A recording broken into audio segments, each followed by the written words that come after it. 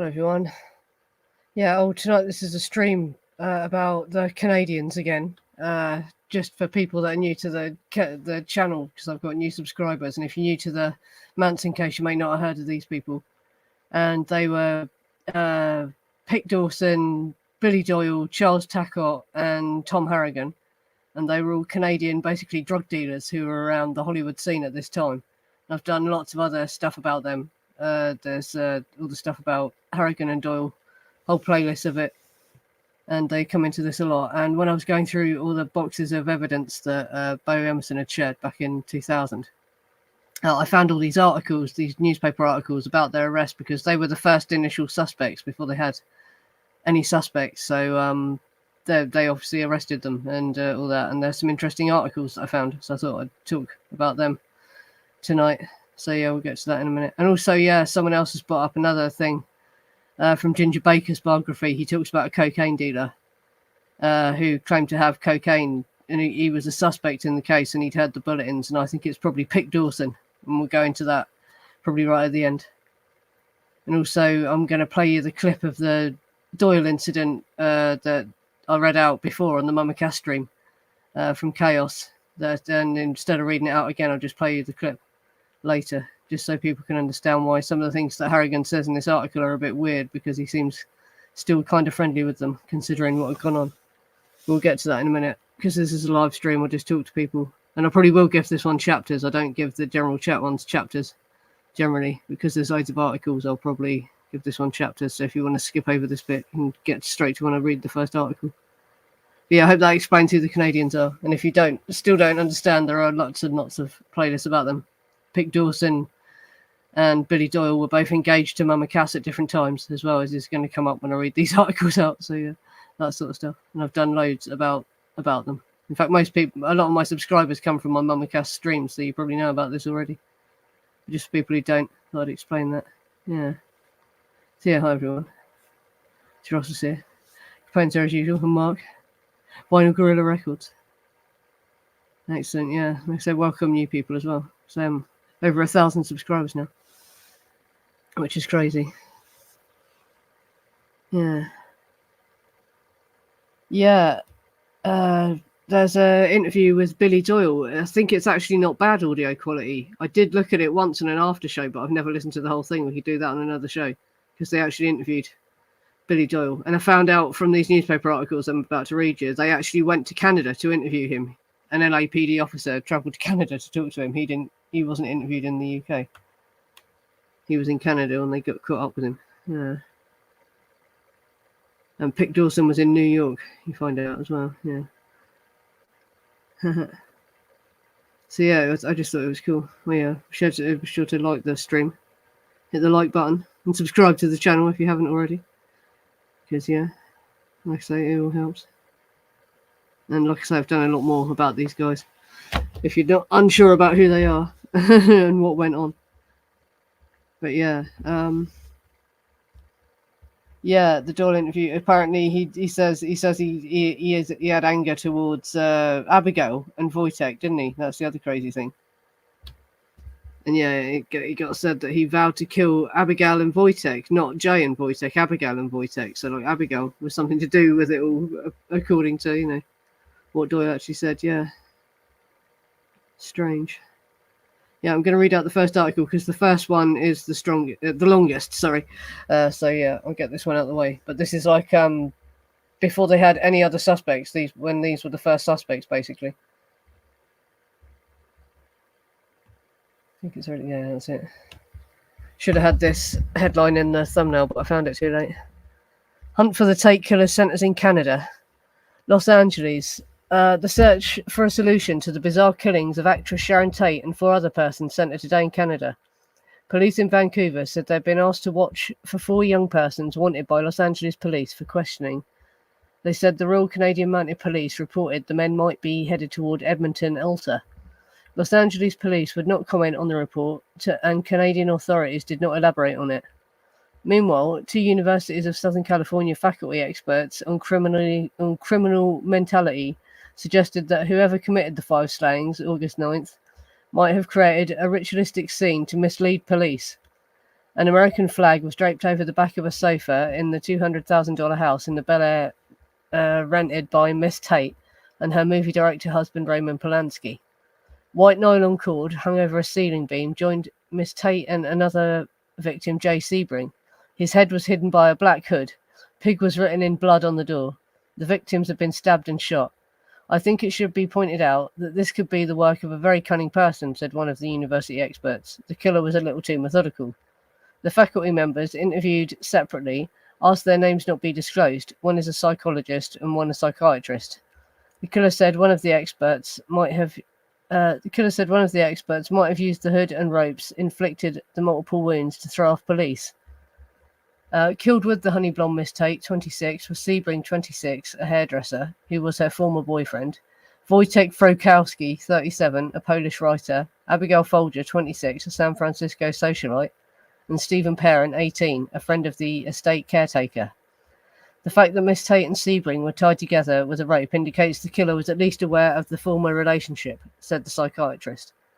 The experts agreed that whoever killed the five was probably a young man with a strong need to express power over others, perhaps acting from motives of jealousy and revenge. Right, and frustratingly, a couple of lines of this article are lost, but they've got the other bit here. Right, Frykowski, 37, and Abigail Folger, 26, two of the victims. The Frykowski friend who told police possible suspects, one of them a Hollywood actor, is not known to have mentioned the names of Harrigan or his purported travelling companions. Police would not say how their names came into the case.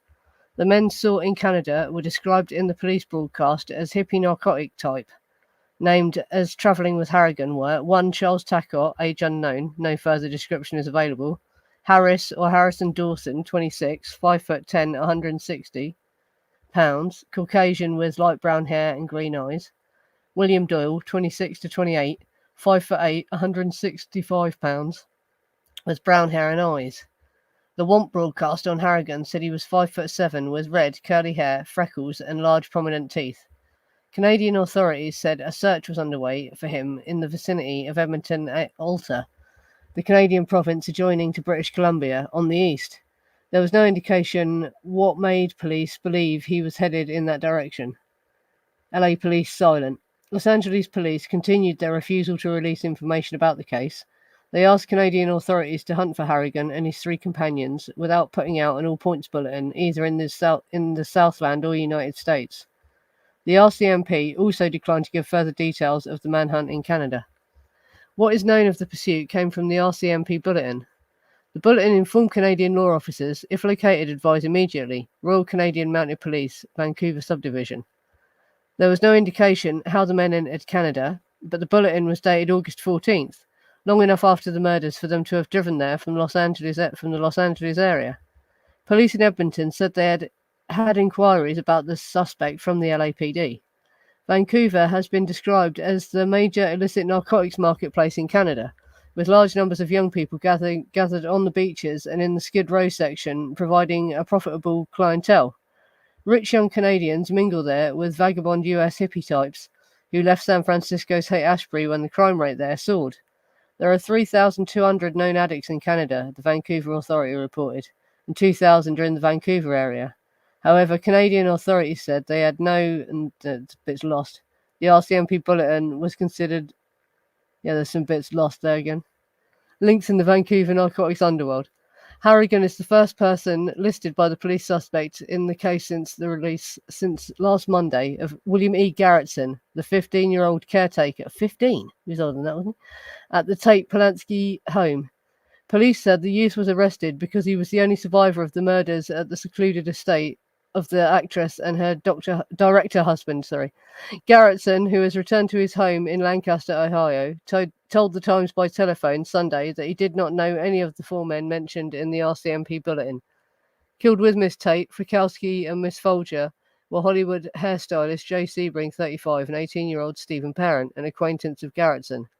The 26-year-old actress had been in Europe until a month ago when she returned to the home to await the birth of her first child. Polanski, who had asked Frykowski to care for the home while they were away, remained in Europe and was in London when he learned of the crime. Right, so that's the first article. Anyway. So when they had no other suspects, all they had was this guy. And we know now that the Polish guy who named him would have been Whittle K, the friend of Frykowski. And they put out this bulletin for them basically, and that's the first thing. And they talk a bit about Garrettson. And also there's inaccuracies there. They said a black hood on Sebring. There wasn't a black hood on Sebring. There was a towel sort of loosely thrown over his face. And a couple of other things in there that were wrong, weren't there? Yeah, and they said Garrettson was 15. I know he was young, but I don't think he was 15, was he? I think he was at least 18 or 19, wasn't he? He wasn't. Yeah. Yeah, that's it. As well, he must have met them, mustn't he? And as we're about to read as well, when I get onto the other articles, when Harrigan hands himself in, he says he'd been going up there for parties. So yeah, Garrettson probably would have seen him at least. Because I don't know, would the caretaker have been attending the parties? Possibly not, but he would have at least seen him, wouldn't he? And must have witnessed the thing going on when they got thrown out of the party, if he was there when that happened. And the Doyle incident, which are two separate things, by the way. In my group, I've noticed, I think people are getting this Doyle incident mixed up with another thing that happened. Because there was a party the Canadians were at, and they ended up getting thrown out by Roman Polanski while Roman was there. That's not the time that this thing with Billy Doyle happened. That happened later. So they was allowed back in after they got thrown out of that party. That was just a one-off thing. And they continued to go around there until the Doyle incident happened. But yeah, it's not the same. Not the same time that these things happened though. They didn't sexually assault Billy Doyle the first time. They just threw them out. Yeah. He would have known Tex and Parent through the pool boy mafia. Yeah. If they were. Yeah. Garrettson was some kind of rent boy. Had to be. And Harrigan and Doyle had a pool boy or whatever the hell you call him, a houseboy who lived with them, who's supposed to have robbed them. That's in the police report. I've done streams with this. That gets talked about as well, and they interviewed him as well, and he claimed that he thought they were capable of killing. And that, yeah.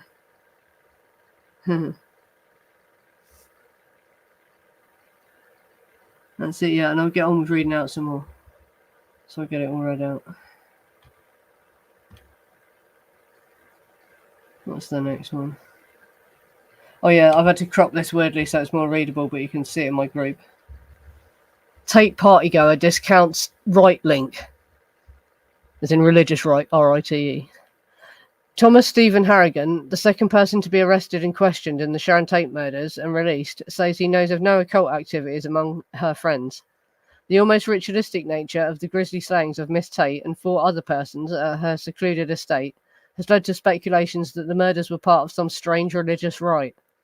Harrigan, 27, told newsmen he attended a party at the Benedict Canyon home the night of Thursday, August the 7th, the day before the murders, but spent the next night in Manhattan Beach drinking beer with friends. Harrigan, a native of Canada who attended school in Ottawa, was sought in a bulletin issued by the Royal Canadian Mounted Police that said he was wanted for murder and was travelling with 3 narcotics hippie types. Harrigan said he heard about the bulletin Sunday night and surrendered Monday morning. Los Angeles police questioned him for 3 hours and then released him. Harrigan was not booked or charged. He said he doesn't use drugs, as implied in the bulletin. His attorney, Paul Caruso, described him as an old-fashioned beer-drinking Irishman. Harrigan said he had known Wojtek Frykowski, one of the victims, for 8 months, and known Abigail Folger, another victim, for about 5 months.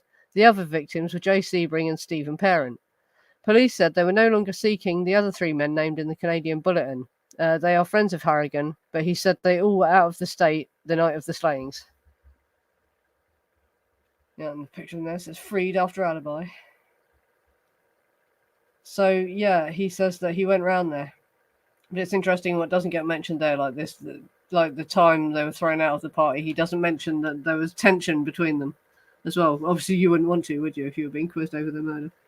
But he never mentions the Doyle incident or the incident where they got thrown out. Though the police had been told about that. Whittle K had told them about that. So the police did know about them being thrown out the party.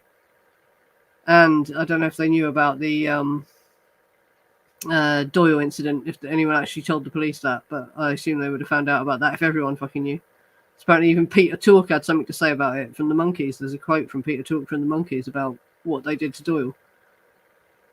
Yeah. Sorry, just going to get the chat for a second. Yeah. Oh. Do the pool boy mafia get a black hand tattooed on their bum? I don't know. Speculation, gorilla, but not impossible. No. Was Tex got one? Because he was one of them as well, apparently, when if the pool boy mafia thing is actually anything. Because yeah, if people aren't familiar with that, it's just like all these people seem to have been like pool boys. Tex appears to have been living at Dennis Wilson's under those kind of circumstances. And yeah, obviously Garrettson, what was he really doing there in the guest house? And it suggested Stephen Parent was maybe one of them as well. And Harrigan and Doyle had one. So was there like a group of these pool boys doing shit behind the scenes? Dark Shadows, yeah, that's the one that John Todd says was based on his life, doesn't it? I've got to try and find that online. I wonder if it's watchable in the UK. I've got a VPN though. I can just excuse me, change my location on the VPN, can't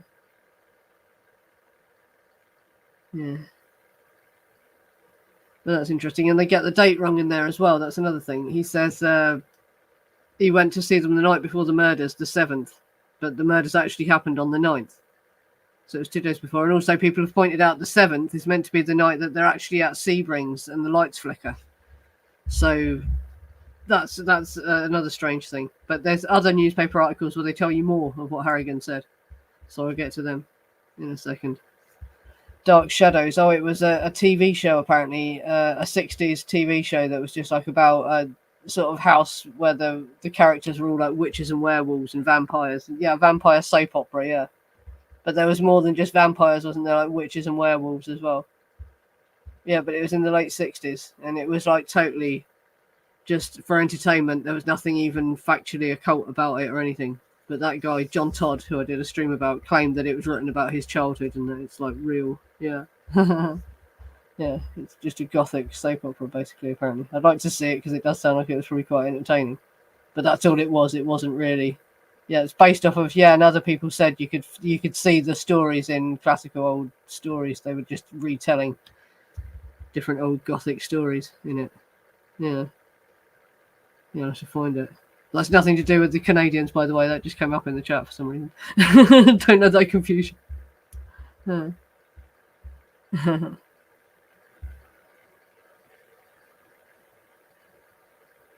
Yeah.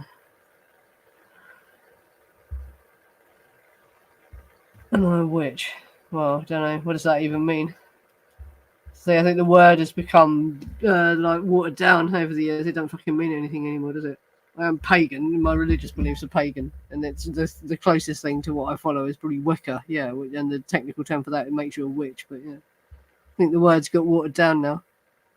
So I just say I'm pagan. It's like, yeah, you can watch it on Pluto, can you? Yeah. It's a shame it's not on YouTube, isn't it? But some of these things are copyrighted, so you can't. Oh, yeah. James Watson saw Harry Potter, so now he's a witch. Yeah, that's it. Yeah, that's actually a subject I could talk about, because that photo of Sharon Tate being initiated into witchcraft by that film director or whatever he was, who was actually an Alexandrian Wiccan. I could talk about how that doesn't make her a witch. That's just the initiation. She didn't like go on and do the rest of everything that was required. And also, Wicca isn't like a satanic dark religion anyway. It's actually it's a nice religion, you know. Anyway, so it doesn't mean anything, and that didn't make her a witch. That's just the first initial stages. Then you would go on to study for years to do this Alexandrian Wicca, and I could do a whole thing telling you exactly what it means and what it would entail. But she didn't do that. That was just done for a film. And there's no evidence that she ever went on to study further and progress through the stages of actually becoming an Alexandrian witch. Yeah. Anyway, we're going off on a tangent now. I'll read out another one of these articles because it gets a bit more interesting as well. No, where am I? That's it. Come back there.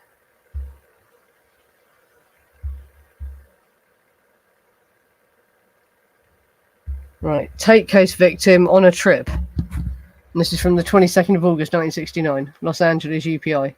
Wojtek Frykowski, they spell his name Frokowski, slain with 4 other persons at the estate of actress Sharon Tate, was experimenting with the hallucinogenic drug mescaline when he was murdered, a close friend believes. Thomas Michael Harrigan said he saw Frykowski the day before the macabre murders, and the Polish immigrant told him that he was on the 5th day of an 8-day mescaline trip. Mescaline produces hallucinations similar to the more potent LSD and occurs naturally in the cactus. Buttons chewed by some American and Mexican Indians in tribal religious rites. Harrigan said that Jay Sebring, when the next night would be one of the 5 slain, was sitting in a chair with his head tilted to one side, as though he were watching a movie only he could see. He said Miss Tate was not high and seemed unaware of the condition of Frykowski and Sebring, as though there was nothing out of the ordinary. Harrigan surrendered to police Monday after he learned authorities were searching for him in his native Canada. He told detectives he was in Manhattan Beach, 25 miles from the murder scene, the night of the slayings. After questioning, he was released. Harrigan first met Frykowski in June 1968, and he had gone to the Tate home August 7th to invite him to a party on Saturday, but he did not give the Pole the address. He was too far gone on the trip. He'd never have been able to understand the directions.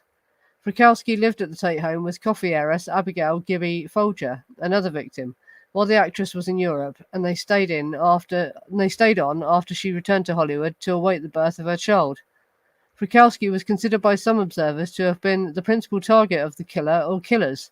Friends said he was involved with the illicit drug trade, and speculation was that the slaying was somehow related to narcotics.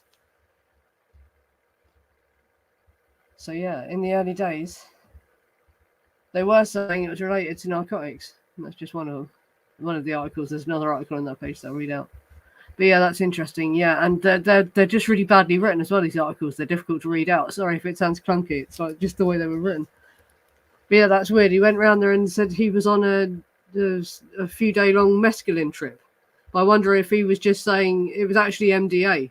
But he's not going to want to mention MDA because it's Harrigan and Doyle who supplied them with the MDA. And we know from their autopsy reports that Frykowski and Abigail were on MDA when they died. And so maybe he was just saying mescaline to throw the trail off the MDA. Yeah, but that's weird. Yeah, and he said that Jay was just sitting there with his head tilted to one side, like he was watching a movie, and you couldn't talk to him. And Sharon was just ignoring it all like it was normal. So she was obviously used to them sitting there like that. And they were so far gone on this trip, it wasn't worth giving them the address to the party that he was inviting them to. But again, once we get to, I'll play the Doyle. Well, I might play the Doyle incident now, so you hear about how weird this is, because it's like strange that he's been so friendly to them. Considering Harrigan and Doyle are like a double act, you hear a lot of Harrigan and Doyle together. Like, why wasn't Harrigan there when this happened and all that? But yeah, just listen to this. This is from Chaos, and this is from the old Mama Cass stream. Let's get on to the old Billy Doyle incident. This is from Chaos. And this was referenced earlier in her biography, but they say they just flogged him. But in Chaos, right, and there's actually more about Billy Doyle than this in Chaos. It took a lot of asking around, but eventually I tracked down both Billy Doyle and Charles Tacot. As for the other two, I'd learned Dawson had died of a drug overdose in 1986, and Harrigan was nowhere to be found. Neither had given an interview before, and though they could be cagey, they were also eager to relive their underworld glories. Both were old men now, but they were still operators who acted like they were at the height of their criminal powers. Impressively foul-mouthed, both of them threatened to have me killed at various points in our interviews, although I didn't take either seriously. In our first phone call, Tacot filled in with some of the blanks from Doyle's story. He remembered driving up to pick up Doyle, who was passed out somewhere on the Cielo property. His belt had been split, apparently with a knife. A friend who'd come along for the errand said, "I think Wojtek fucked him." They took Doyle, still unconscious, to Mama Cass's place in Hollywood Hills. Tacot remembered thinking, "If we don't take care of him, he's going to go back up there and have a beef." I carried him out, laid him by a tree, and went back to my car and got about 20 feet of welded link chain, which I had there for somebody else. Originally, I put it around his ankle in a tree with a good padlock and snapped it all together, so I knew he's not going anywhere. Cass was in the hospital at the time. She said, "Get the Polaroid, get the Polaroid." Doyle came to a few hours later, still very high and simmering with rage. "I'm going to shoot that motherfucker," Tacot remembered him saying. And I said, no, we're leaving town. We're going to Jamaica. But first you're going to get sober and you're going to be on that fucking tree until you are.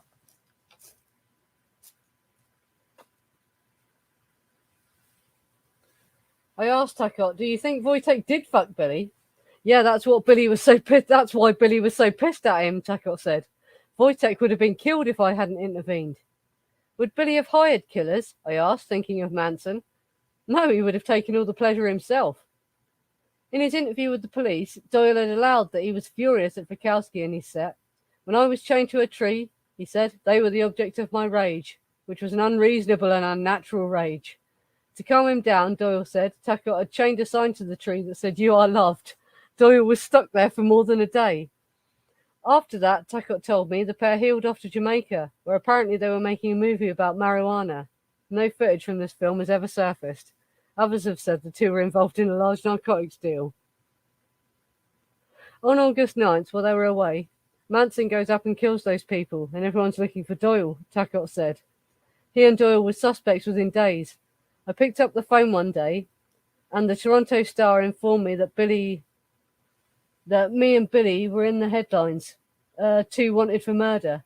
A couple of days later, back in the United States, I took a lie detector test, Tacot told me. They knew I had nothing to do with it. Billy too. He was in Jamaica with me. We were cleared, out of the country. You can't kill someone long distance. True enough, but you could arrange for someone to do the killing. Tacot adamantly denied that he and Billy Doyle knew Manson. They'd never even met the guy. Nor, he said, had they sold drugs to anyone staying at the Tate house. "We were consultants," he said. "We'd tell them if it was okay or not. If the drugs were okay." "Yeah," he added. "Billy was fucking a whole bunch of broads up there." "Did you ever hear about any orgies?" I asked. "If you want to consider Billy fucking the broads an orgy."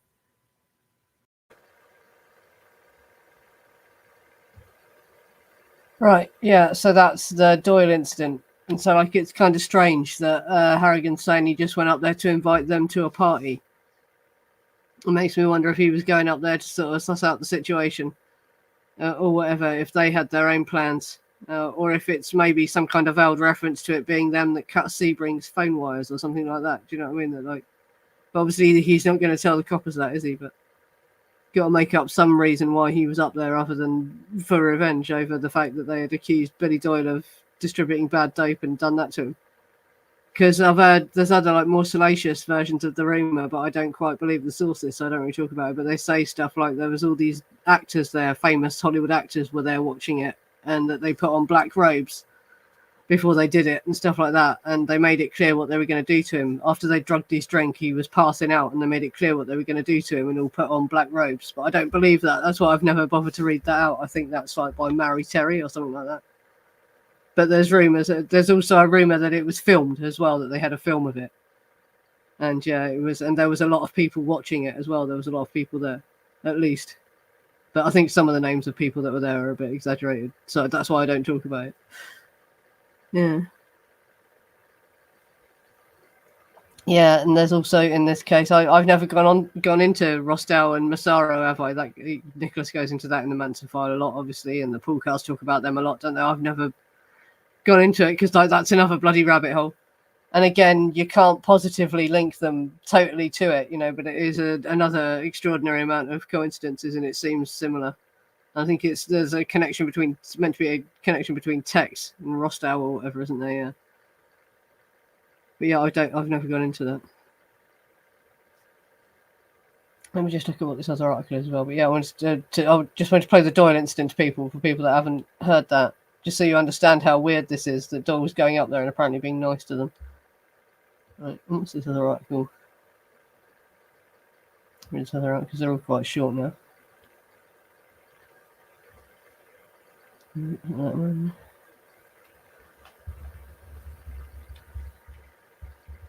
Wait a second, was this the right one? Yeah, and this one's about Pic Dawson, yeah, so it should be on the page, really. But former Tate case suspect quizzed on East Coast cleared. And this is from September 1969. It's hard to see what the date says on it because it's like really faintly stamped. A fourth man, once listed in a Canadian all-points bulletin as a suspect in the Tate murder case, has been questioned and cleared. It was learned on Sunday. Quizzed by Los Angeles officers in Washington, D.C., was Harris Pickens Dawson, 24, son of a U.S. diplomatic aide. Los Angeles Police Headquarters was still describing Dawson as wanted for questioning Friday when it was learned an LAPD detective already had interviewed him. Dawson once identified in Hollywood gossip columns as the fiance of singer Mama Cass Elliot, voluntarily told the LAPD what he knew of the Tate case. It was learned no hold of any kind was placed on him, with authorities in Washington.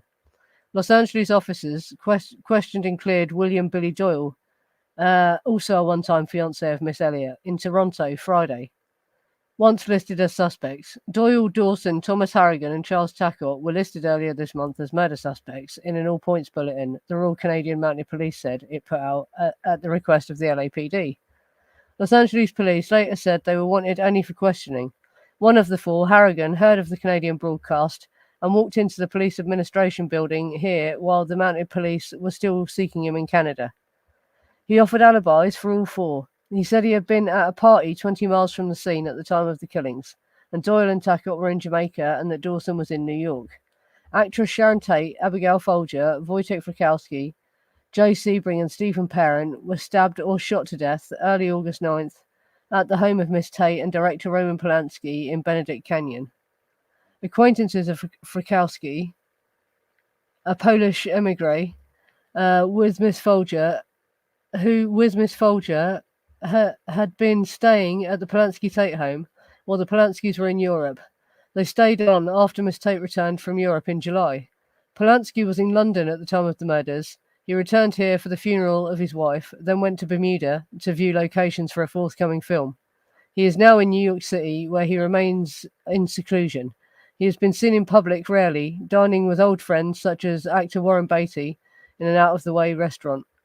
Dawson's father, a State Department career man, was most recently assigned as a supervisory commercial officer in the U.S. Embassy in Bonn.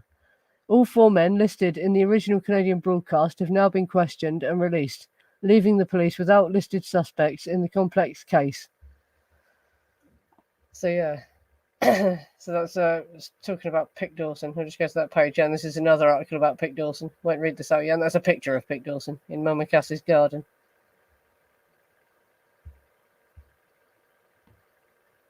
We'll read that out in a minute. But that's another article blinking. Because, yeah, people have commented on my Mama Cass videos saying that they're cynical about her being engaged to Billy Doyle.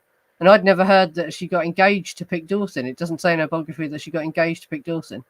But in all those articles, it says that she was at one time engaged to both of them. In gossip columns, so yeah. Crazy.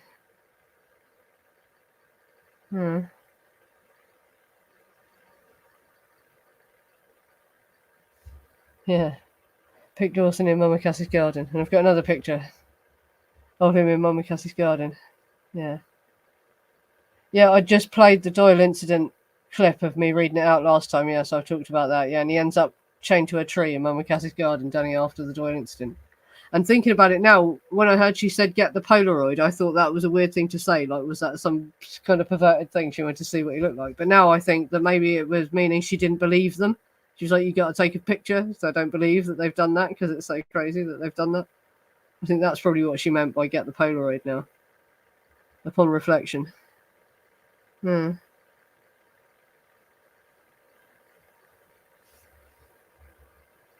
Yeah, loads of people had trouble. It just never got to loads of people in America. I went and picked mine up from an event. Yeah, a lot of people were upset. Yeah, not to receive their copy of the Manson file. But he's going to launch an American edition now, and it'll just be distributed in America. So presumably everyone who didn't get it is going to get one of them. Yeah. Crazy.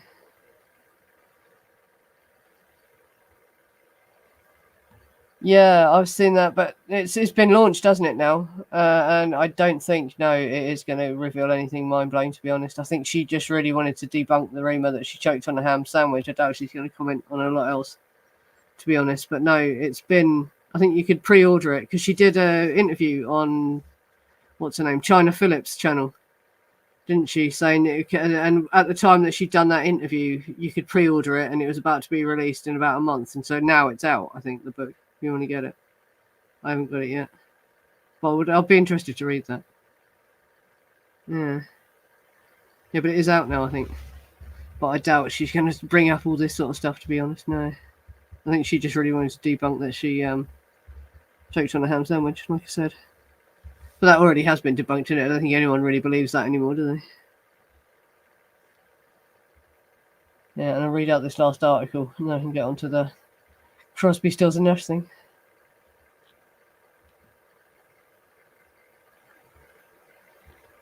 Right. Singer Cass Elliott's ex-fiance quizzed and released in Tate case. A former fiance of singer Mama Cass Elliot has been questioned about the Tate murder case in Canada and released, Canadian authorities reported Thursday. But another man, also identified as a former fiancé of the singer, is still wanted for questioning, Los Angeles police said. Miss Elliot was a friend of actress Sharon Tate and director Roman Polanski. Miss Tate and 4 other persons were slain early August 9th at the Tate Polanski home in Benedict Canyon. Canadian authorities later put out an all-points bulletin listing 4 men as suspects in the Tate case. 2 of them Canadians who had at the time been identified as fiancés of the plump singer. Los Angeles police talked to one of the 4 men, then said he was being released and that the others were being sought only for questioning. On Thursday, a Los Angeles detective interviewed William Billy Doyle, 28, in Toronto. The Royal Canadian Mounted Police reported the RCM said that the LAPD officer told them that he was going to name no hold was placed on Doyle. Was going home. No hold was placed on Doyle. Sorry, it's really faintly pointed. At police headquarters in Los Angeles, officers said they were still asking questions. They were still seeking to question Harris P. Dawson. Dawson, who had been described in Hollywood gossip columns as Miss Elliott's fiance before she announced that she and Doyle were engaged. At a party in May, she introduced Doyle as her fiance. Also present at the party were 3 of the 5 victims of the August 9th killing, Miss Tate, Wojtek Frykowski, and Abigail Folger. Also, I'd never heard that as well. They were all at the party where it was announced she was engaged to Billy Doyle. Miss Elliot, formerly a member of the Mamas and Papas singing group, was divorced earlier this year and has not remarried. Billy Doyle and I were engaged once, Miss Elliot told a reporter Thursday night. I've known him for a long time and he's a fine person. The other 2 men named in the RCMP broadcast are Thomas Michael Harrigan and Charles Tacot.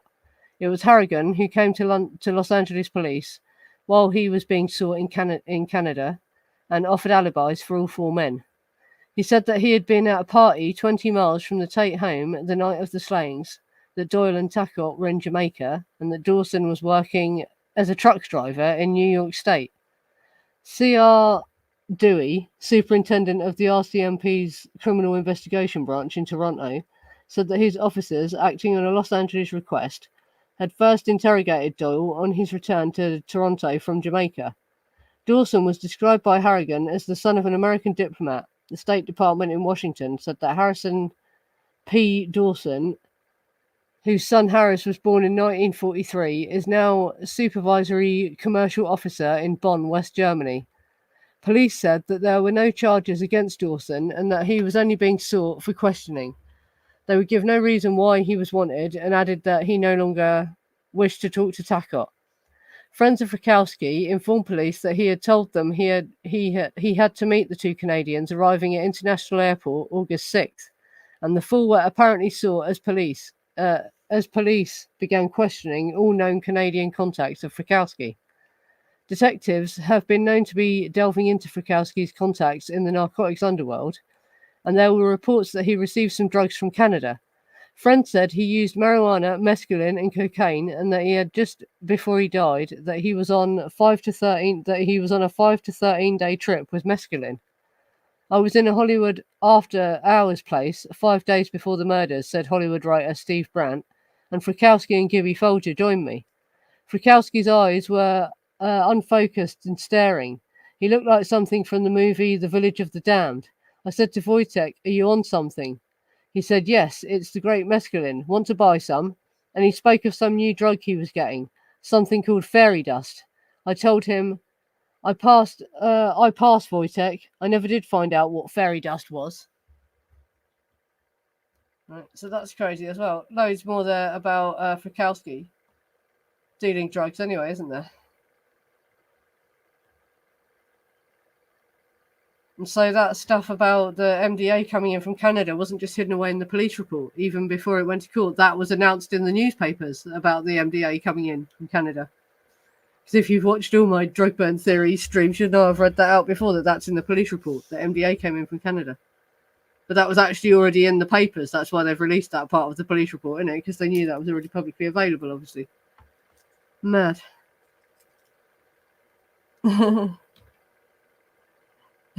Pic Dawson looks a bit like Dan Hicks. What's fairy dust? Fairy dust is another word for MDA, isn't it? And Roman Polanski gets asked about fairy dust in his lie detector test, doesn't he? In his Polanski test.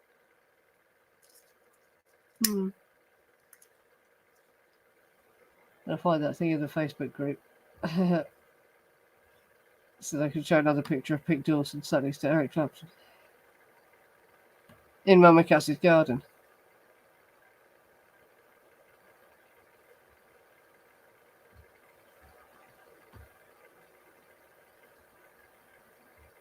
Is that on the screen? Yes.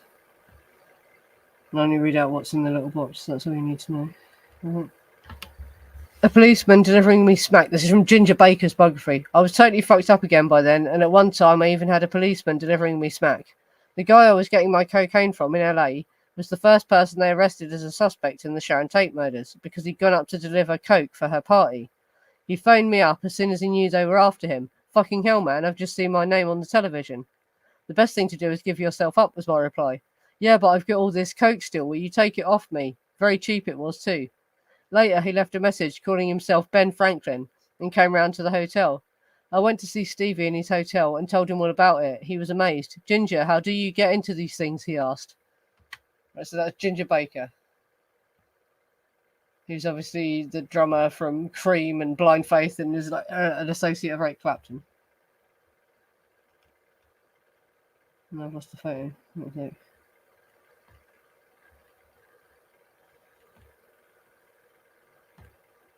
And because it says he was the first person to be arrested, you'd think it would be Harrigan, but actually, I think it's Dawson for this reason here. Look. Look at this photo. That's Eric Clapton on the end, sat next to Pic Dawson in Mama Cassie's garden. And so, like, yeah, I think it was probably Pic Dawson that Ginger Baker's talking about.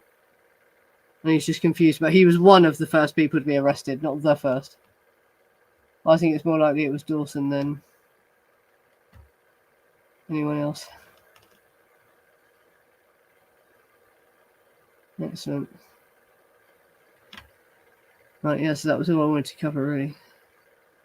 Oh, and I did find another photo of the loft that I could show that makes it more clear that that isn't blood as well, because the original photo that I shared on the other streams, that was a photocopy and it's harder to see the carpet, but it's actually just a shag pile carpet and it bunches up and that's what makes the darker spots. They aren't blood.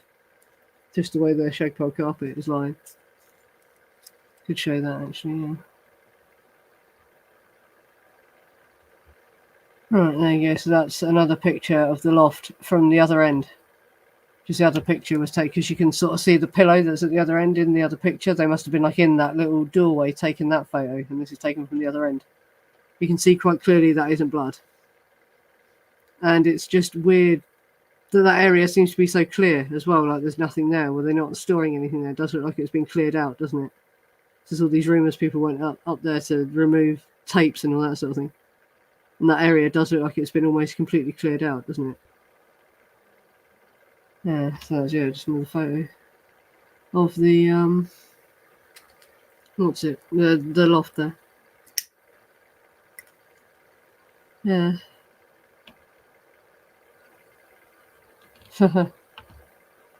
Really pretty kept his backup pool boy in that small loft room, yeah. But the other thing was as well, that's supposed to have been like they used it as a viewing platform for the orgies going on down below. I've heard that as well. Not necessarily when Tate and Polanski were there, but Belly generally encouraged that, and Terry Melcher had it up there, didn't they, as well? They rented it as well, so maybe like while that was going on, they used to like get up there to watch what was going on down below for the voyeur sort of thing. Which might be another reason the carpet's so clumpy up there. Gross. Yeah. Yeah, you could store a whole case of JC bring up there, yeah.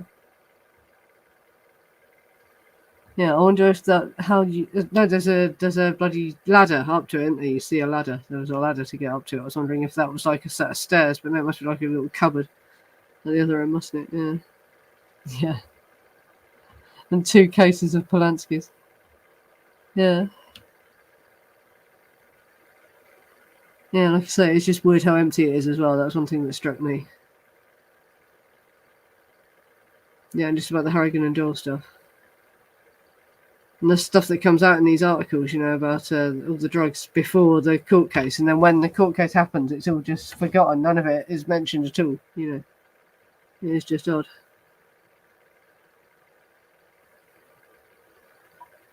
And like possibly why Krenwinkel's lawyer had the private detective. He was trying to find more information about all these drug connections. I think, yeah. Never seen an orgy viewing area before. Yeah, that's it. I don't know if it really is, if that's true or what, but yeah, yeah. Yeah, like I say, all these articles are in my Facebook group if you want to read them in more detail. But it's kind of mind blowing. I couldn't believe it when I was reading them. You know, all this other stuff about drugs that was actually being said.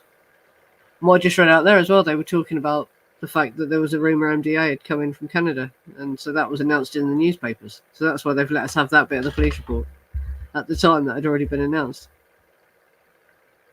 Yeah.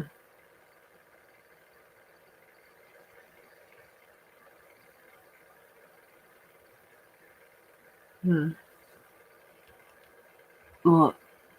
Did a podcast and phoned out to Belly asking him for an interview. They said, we will give you $500. He said, what am I going to do with that? All right. Very expensive taste, I see. $500 is not enough. Tom O'Neill has released recordings of interviews with him, hasn't he? But he gets defensive and won't confirm any weird rumours about a parent or anything like that, will he? He gets funny about it. And gay stuff, he won't talk about gay stuff as well. Which is kind of ridiculous. Yeah.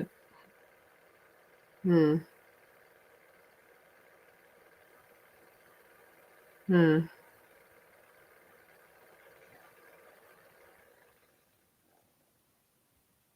Sorry, just looking at the chat for a minute. Coming towards the end now as well. I've read everything out that I want to read out. I don't know if it's worth doing an after show as well. Quite tired. Yeah, I just wanted to get those articles out. And there's more articles as well connecting it all to drugs. I'll probably do something about that on Sunday. Like, again, it's just mind-blowing that this was all out there in the press before they had any other suspects. They were talking about all this, even in the newspapers. But yeah, it all just gets forgotten and like brushed under the carpet and replaced with the other narrative. Yeah.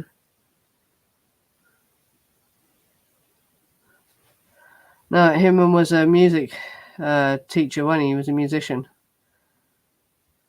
Yeah.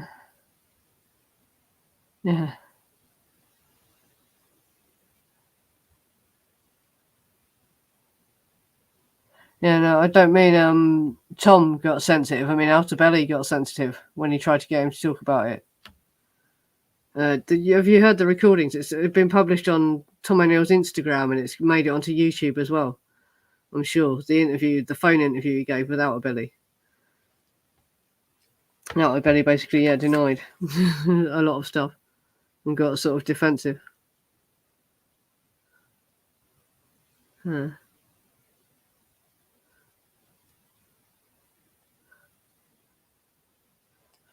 Hinman. Yeah, he wasn't that old. I think he was in his 20s, wasn't he? Yeah. Yeah, or 32. I'm not sure. I could look it up. Yeah, just Google it. No, he wasn't like totally that young. I thought he was late 20s, but he could have been 32. Yeah. He was a former friend of the family, and he knew all of them, and he knew Dennis Wilson and all this. Loads of stuff they don't tell you about these people who they killed.